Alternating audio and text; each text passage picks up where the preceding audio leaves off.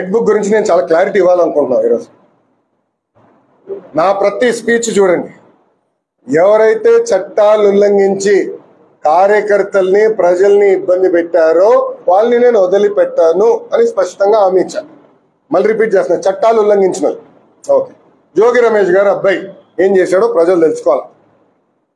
అగ్రిగోల్డ్ భూమి పత్రాలు తీసుకుని ఫేక్ పత్రాలు సృష్టించి అతని పేరుపై ట్రాన్స్ఫర్ చేసుకుని అమ్మేశాడు.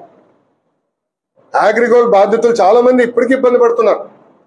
వాళ్ళకి రావాల్సిన డబ్బులు ఇంకా చాలా ఉన్నాయి. అగ్రిగోల్డ్ భూముల పైన ఫేక్ పత్రాలు సృష్టించి అమ్మేశాడు, డబ్బులు సంపాదించాడు. అంటే యాక్షన్ తీసుకోకూడదా? తెలుగుదేశం, జనసేన, భారతీయ జనతా పార్టీ ప్రభుత్వం రేపు లిక్కర్లో కూడా యాక్షన్ తీసుకుంటాం, ఇసుక దండాల్లో కూడా యాక్షన్ తీసుకుంటాం. అంటే అడ్డగోలుగా ప్రజల భూమి దోచేసినా మేమేం పట్టించుకోకూడదా? నేను ఆనాడు హామీ ఇచ్చా, ఊరూరు మాట్లాడా ఎర్ర బుక్ గురించి.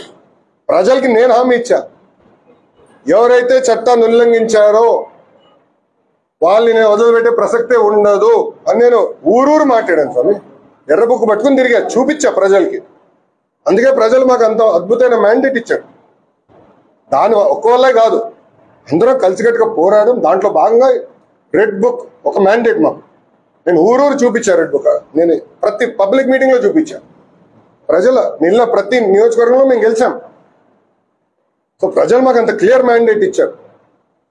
సో ప్రజలు కూడా చాలా క్లియర్గా ఉన్నారు. ఎవరైతే తప్పు చేశారో వాళ్ళని వదిలిపెట్టొద్దని క్లియర్గా చెప్తున్నారు. అది అమలు చేస్తాం.